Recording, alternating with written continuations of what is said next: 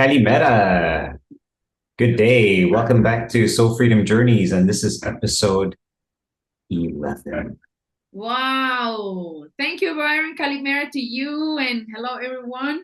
Happy to be here again. So By this the is way, episode 11 is a very auspicious number oh because, as we know from divinity, God is the one, and any multiple of one is an auspicious, a divine number. So that's why I firmly believe that the fact that we're recording episode 11, this is going to be a very auspicious episode. yay, auspicious for you, our beautiful viewer and listener. Thank you for being part of the community. So this is a follow-up from our previous episode number 10 about rat race, because we really want to expand more about the topic. If you haven't watched that episode, please make sure that you watch it, because we talked about inner quakes, being a magnet, right, from your own source, how you can magnetize good things in your life. And of course, the rat race. Rat race is just an experience. It doesn't have to last forever. Plus, Yes. we are the ones who create this. You look at this image. We create with our thoughts. And Yes. we mentioned in previous episodes how actually our thoughts are magnetizing. They magnetize. So we have to be very, very mindful with what we think. So what do you have to share, Byron, today? Well, first of all, I definitely encourage people to go watch the previous episode before watching this one.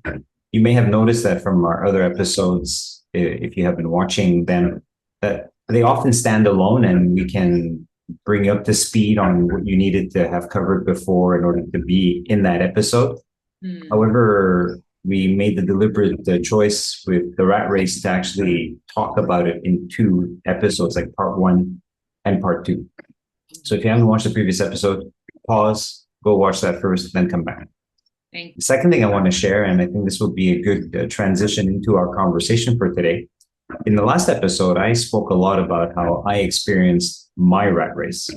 However, I didn't hear much from your side, Giselle, so I think it'd be good for you to share, if you may, how you experienced the rat race in your life. Oh, yes. Yes, I can share. So my rat race actually started when I moved to Japan. So in the previous episode, I mentioned how I became an entrepreneur when I was 12. And this was out of necessity to support my mom. She was a single mom. And as the oldest, I step up to support the family financially. So then throughout my entire high school, I was selling things in school. I discovered the wonders of wholesale and then selling retail, making money and all of that. So then when it came the opportunity to move to Japan back in 1990, wow, that sounds like so long, so long ago. Yeah, in November 1990, that's when my mom and we moved to Japan. In that process, I became a money-making machine, literally. So I was very preoccupied about making money and making money and making money. Until one fine day, now I'm talking to you about 1995, I had my inner quake. Remember this card? I had to get rid of these old foundations and the gunk that was actually hiding beneath the cracks that I didn't allow myself to, to explore. And it was mainly had to do with not having the tools to do so. So 1995 Kobe earthquake, the Great Hanshin earthquake, if anyone, you haven't heard of it, it was huge. And Byron has the cap from the Fuji film so interestingly, and it comes from that era. It's like, whoa. Yeah, it's so amazing to see that, because nowadays you don't get to see it at all, right? It's a relic nowadays. But anyway, so that earthquake, 1995, whoa, facing death that way. Remember, I mentioned that I have faced death many times in my life. That was one of the times. It shook me inside out. And it was that kind of event where it's like, life will make you face the thing that you didn't want to face or you didn't even know that you had to face. So then okay, so earthquake happened. We were very fortunate that where we live, there was no much distraction, like massive distraction. And it was 5:45 a.m. or something like that. It was still, quite dark. So then my brother and my sister, we went downtown after, when it was about like 6, 7 a.m. We wanted to see what really happened. Whoa, that was so shocking. We were speechless, and you could just see just tears running out of our eyes. And even people around, they were like that too, in so much shock, because it really looked like as if a giant just smashed, and it's crazy. So then we went back. Of course, we were not allowed to go into our homes, apartments, etc. We had to just stay in open areas, and it was probably around 8 a.m. And we were sitting on a bench. There was my mom, my siblings, and myself, and it was just silence. You couldn't hear things. It's just so much shock.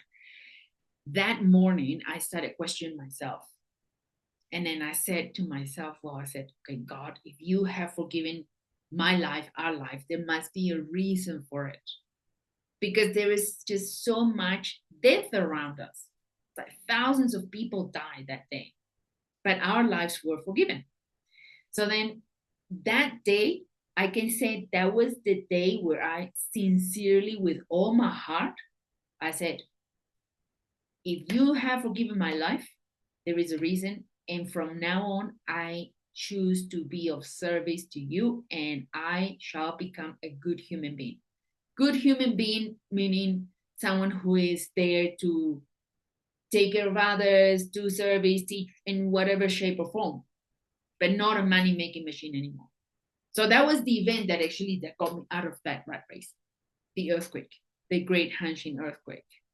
Actually, during that time when you were making money, and because I didn't get the sense of this, for example, when you were a student in Peru, and then you moved to Japan, you were making money.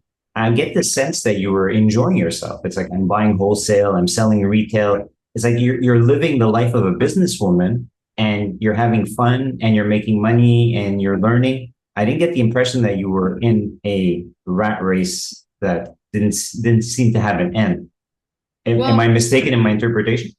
Well, I was enjoying myself. However, I felt that I didn't have time for myself sometimes. Although I am actually, since very little, I've been very creative in terms of generating the space for enjoying myself. Like, going to nature, traveling, doing things that I really enjoy. But then at that time, when I was, a money-making machine, then I also got into a business where I was importing goods from Peru and selling it in Japan. So I was importing wholesale, like I did. Yeah, and then is when I had these containers that went missing. I think I mentioned that in a previous episode. That was, oh my God, it was just so stressful. You cannot imagine how stressful that was. And then I was also thinking to myself, is this the reason why I'm making money? To get de-stressed and be yelled at by customers? It was crazy. So the youth energy started to realize that, do I really want to continue doing this? Is this all there is?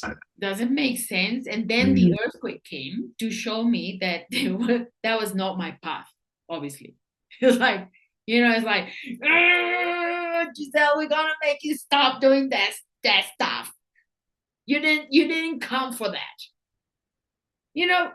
We all have our own path. Some of you may have chosen the path to specifically run a big business. That's your sole path. My path was not that. My path was to come and to teach, to guide, like the way that we're doing here, right?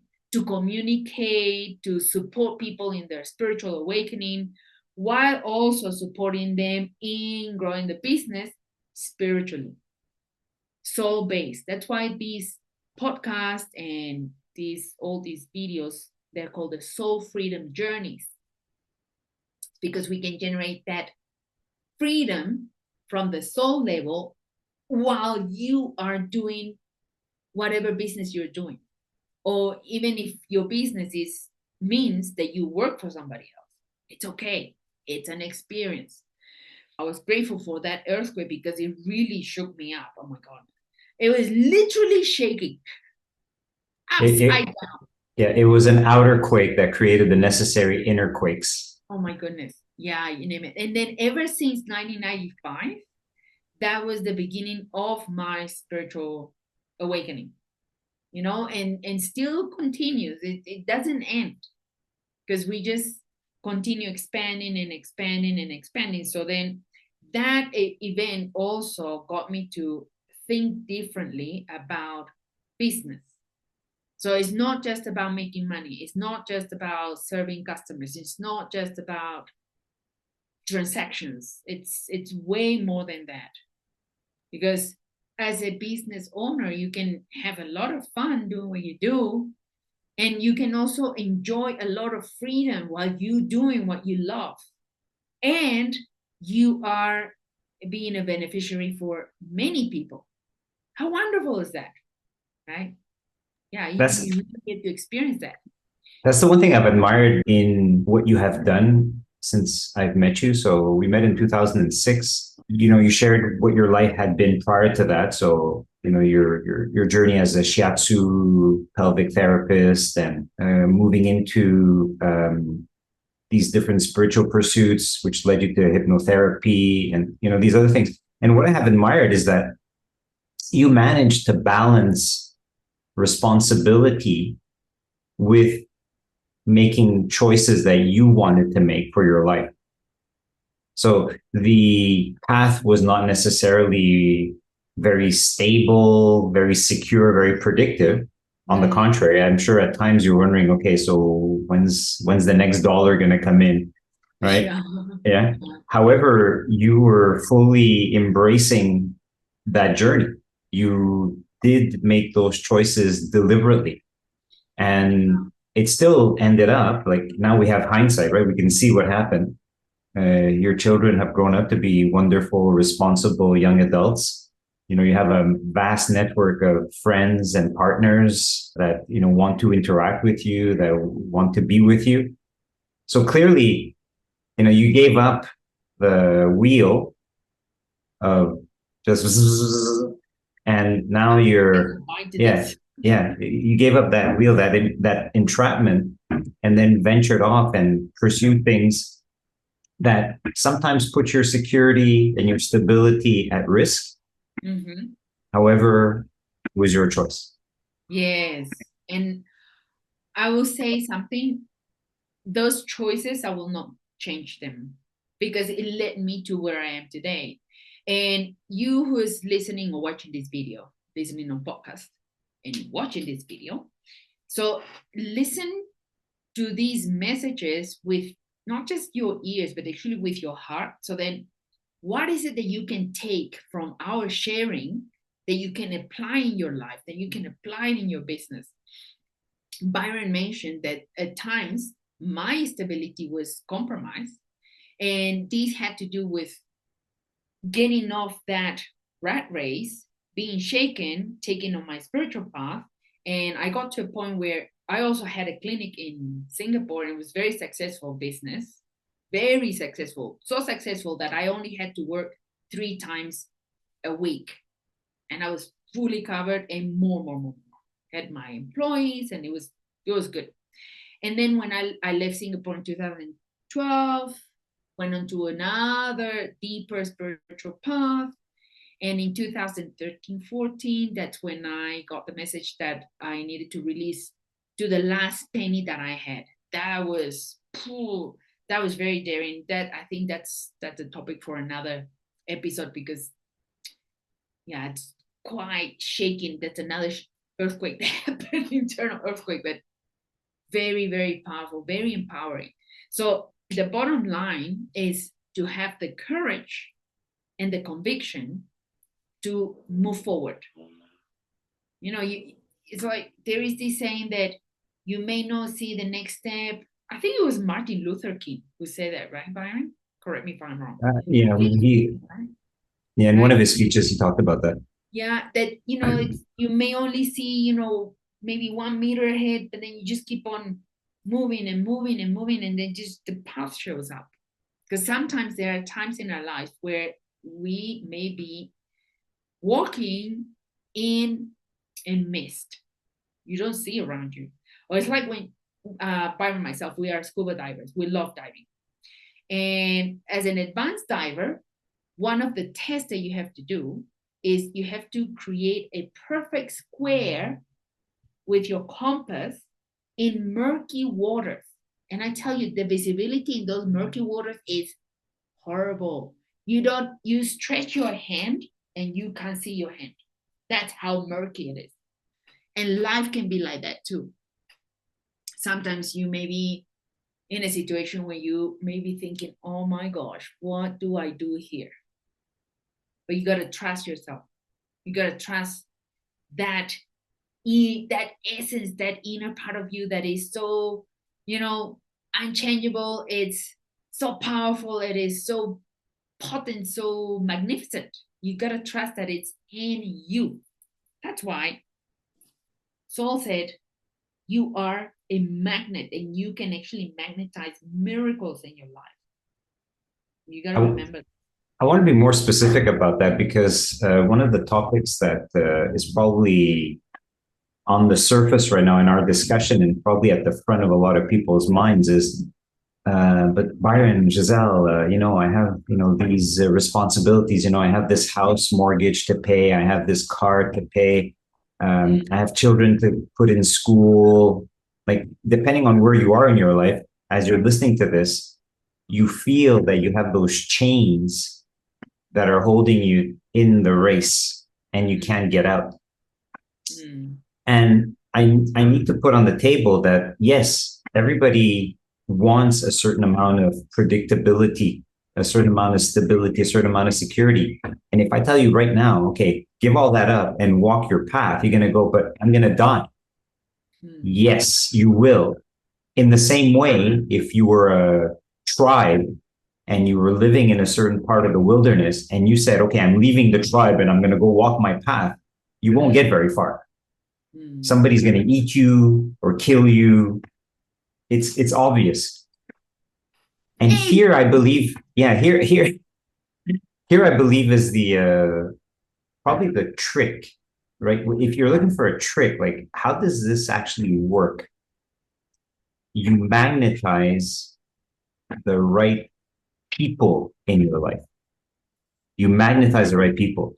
Yes, because look, gone are the days when there was like 100,000 people on this big plane and you could go weeks and months without seeing another person from a different tribe. Gone are those days. There's, let's say, 7 billion people in this plane. You don't have to go very far to bump into somebody. And if you have the internet, you don't have to go very far at all, right? You just sit down and turn on your phone or your computer. So my point is this. For those of you that are wondering, okay, well, how do I change my circumstances? How do I have a life that is less of a rat race in appearance and more a deliberate choice? The answer is magnetize the people, magnetize the community that is going to help you make that shift. True.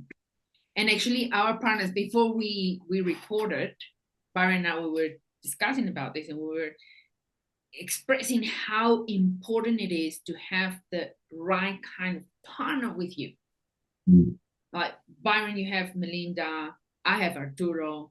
Yes. And we know that we will not change our partners for anybody because we are the perfect people to walk this path.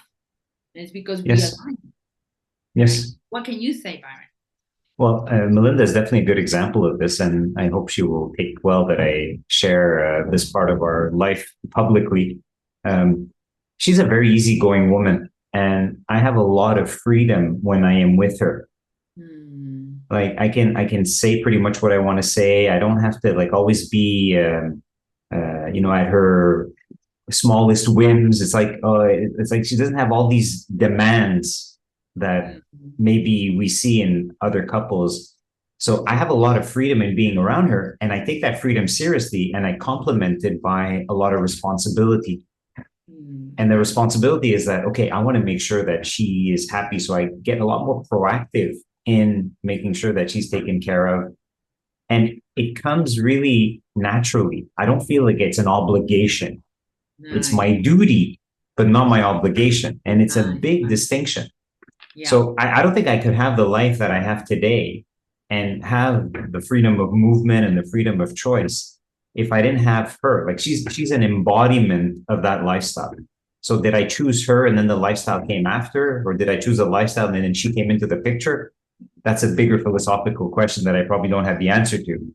However, the two have dovetailed together and they are my reality. Thanks for sharing that, Byron. It is so important that you are with the person. I mean, we're talking about love partnership.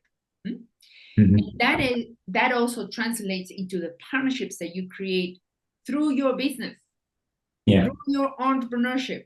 You gotta pick the right people, because sometimes you may be very enthusiastic and you may get very excited about someone that says to you, well, I'm gonna do this with you and blah, blah, blah. And then only to realize that it wasn't the case. Because I'm pretty sure that along the way, whether if you were working for somebody, you were doing your own business, you have encountered someone like that, or a couple of people. And earlier on a discussion before recording, Byron and I, we were in agreement, total agreement, that depending on where we were in our lives, say whether we were engaged in that rat race, like Byron asked me, so when you were a money-making machine, what kind of people did you attracted in your life? And I can tell you, very different to the people that I have relationships with, not just personal relationships, but also, through many in different areas of my life. It's different. So we resonate. And definitely when I was in that all kind of frame of mind, definitely people that were aligned in that frame show up. They don't show up anymore because our resonances are different. And it's the same for you. It's the same for everyone. Yeah. So we get to choose. We got to choose wisely. And we go back to our keys. Yeah. So if you haven't watched any videos from our soul-based keys for freedom, please watch them. So there's some good information there. Yeah, essentially the first 6 or 7 episodes, we dove into these topics. Please go and watch that. Yeah, so that's our point of reference as well for the work that we do. Because, I mean, soul key number 1 is equanimity. Number 2 is being present. Number 3 is intuition, which is the voice of your soul. Number 4 is discernment. Number 5 is authenticity. Number 6 is being love. Love, the essence that you are, not the lovey-dovey love. It's love. So please check that out. And to wrap up this episode, we got a couple more cards to complement the rat race cards that we got. And this time Byron didn't get to choose because we just need to speed up a bit. But this one, the comfort zone card and the happiness card came up. Actually, we chose it here before the episode, these two. So I will read about the comfort zone from the ego's point of view. And please look at this image. See, this person looks very happy inside that box. It almost looks like it's this person is enjoying being inside the box. Again, if you are listening to the podcast, please come to the YouTube video. You have to get the image. And ego says, I have teach you well to keep you in that little box called comfort zone, and to fear any time your inner voice or intuition tells you that there is more out there, outside that box. I entice you with pleasure, distractions, and paraphernalia, so I keep you small and fearful of change. Yeah.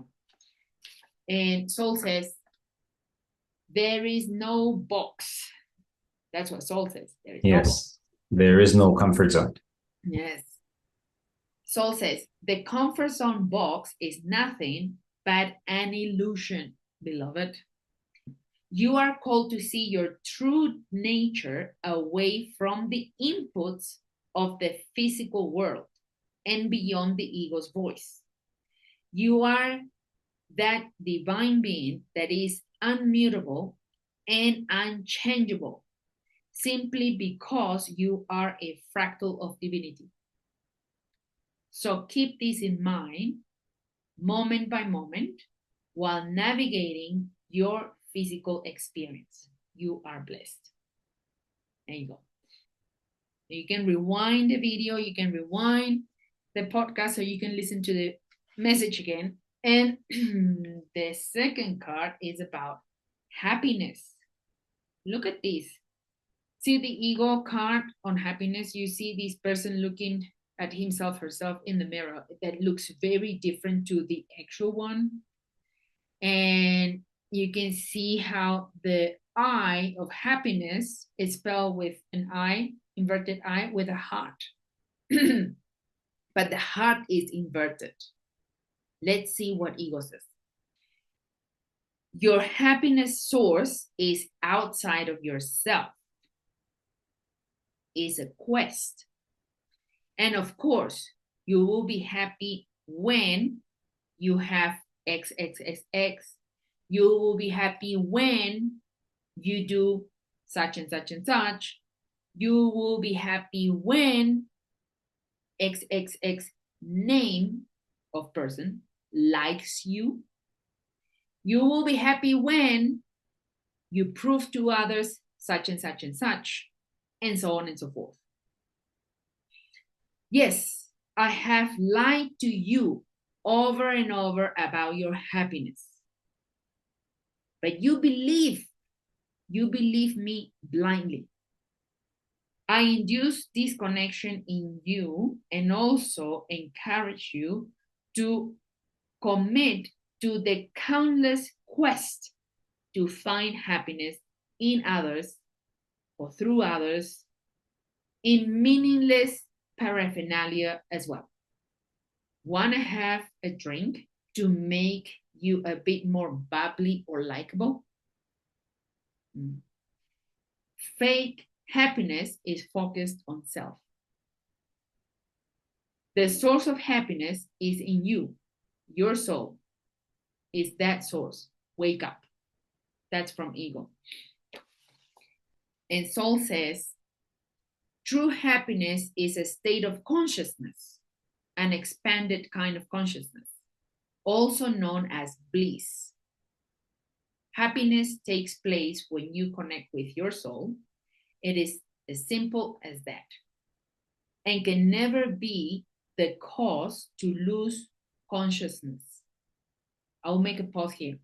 The loss of consciousness, it refers to taking things, for example, alcohol, to feel happy, but then the person gets unconscious, or any other thing, or too much of anything. Say too much sex, that the person gets unconscious. Happiness is self-generated. In the space of happiness, miracles are more likely to take place due to its high vibration. As a creator and co-creator, you have the capacity to accelerate and materialize your creation with this vibration.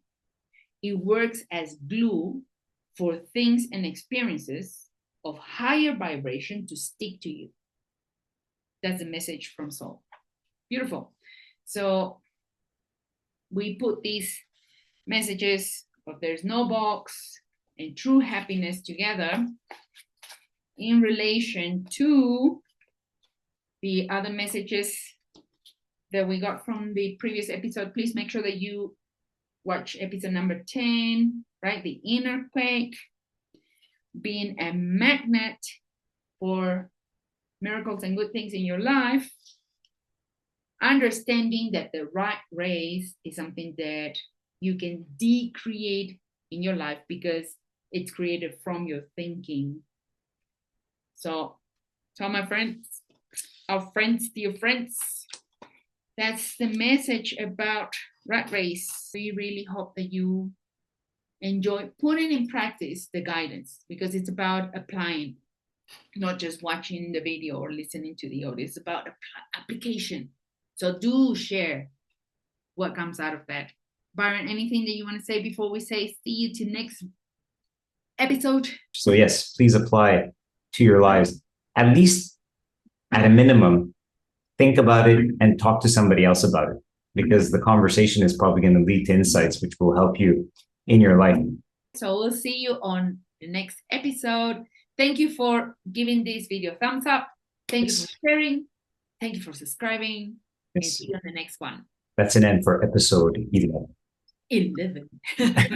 Thank you, Byron. Thank you, everybody. Thank you, Giselle. Bye, everybody.